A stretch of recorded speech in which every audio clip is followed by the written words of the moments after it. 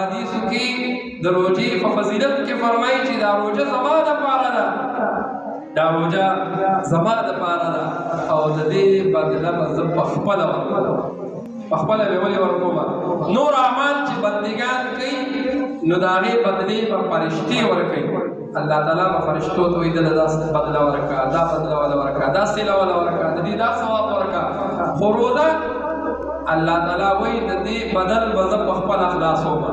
لکه بعضې موقعو کې یو بادشاه اعلان وکړي چې زه به انعامات تقسیموم، زه به څه کوم؟ انعامات به تقسیموم. نو وزیر ته بعضې انعامات حواله کړي، وزیر مشیر چې کوم ماتحت وي ورشي دا تقسیم کوي.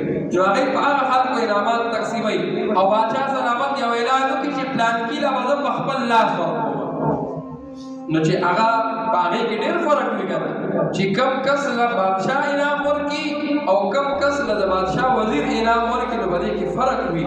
د بادشاه د لاس انعام چې دی نو هغه به ډېر قیمتي وي، د بادشاه د لاس انعام به ډېر قیمتي وي. نو الله تعالی په حدیث کې رسول الله فرمایي چې الله تعالی به فرشتو له دا اجازت ورکړي چې د بعضو اعمالو هغه ثوابونه د فرشتې ورکړي. خو روژه یو داسې عبادت دی چې الله تعالی وایي دا زما او د بنده د منځه دی، زما او د بنده د منځه یو دا عبادت دی. نو دا بنده زما لپاره روژه ونیسله، ولې چې هېچا سره د دې واسطه نشته. که دا بنده یوازې دا روژه خوري نو چاته پته نه لګي. نو زما سره زما دپاره یې کړې ده، زه به والا د دې سیله په خپل لاس ورکړم، چا به زما رضا.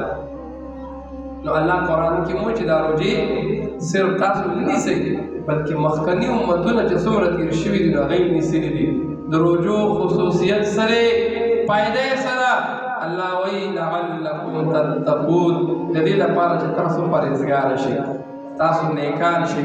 او انسان چې په ځان باندې یو سوچ وکړي چې واقعي زه د خوراک نه ځان صبرولی شم، مخې ته مې پراته دي او زما روژه د دې شم خوړی نه خورم، نو ده کې دا طاقت شته چې دی په حرامو قادر دی، حرام خوړلی شي، حرام راوړی شي.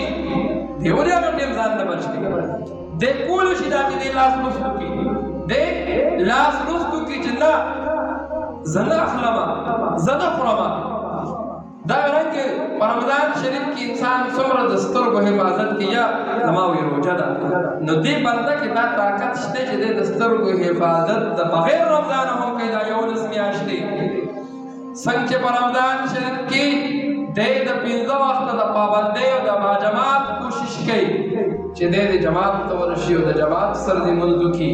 دا انسان دا کولی شي چې دی بغیر د رمضانه هم چې دی نو دی 15 وخته پابندۍ سره لمونځ کولی شي، خو کوي. دا ټول دا روژه موږ له د دې 11 میاشتو یو سبق راکوي چې ګوره دا 11 میاشتو چې دا په روژه کې کوم عمل او کوم کارونه کوي نو دا عمل او دا کارونه به صرف د روژې تر وخته پورې نه وي چې روژه لاړه نو ستا به چوټي شي. نه، چې کوم عمل کوم 15 وخته پابندۍ سره لمونځ، کوم اعمال، کوم تلاوت، کوم د ګناه نه ځان ساتل چې تاسو په رمضان کې کوئ نو دا به د رمضان سردي نه چوټي نه ورکوئ بلکې بغیر د رمضانه به چې دی نو څه کوئ دا به جاري ساتئ.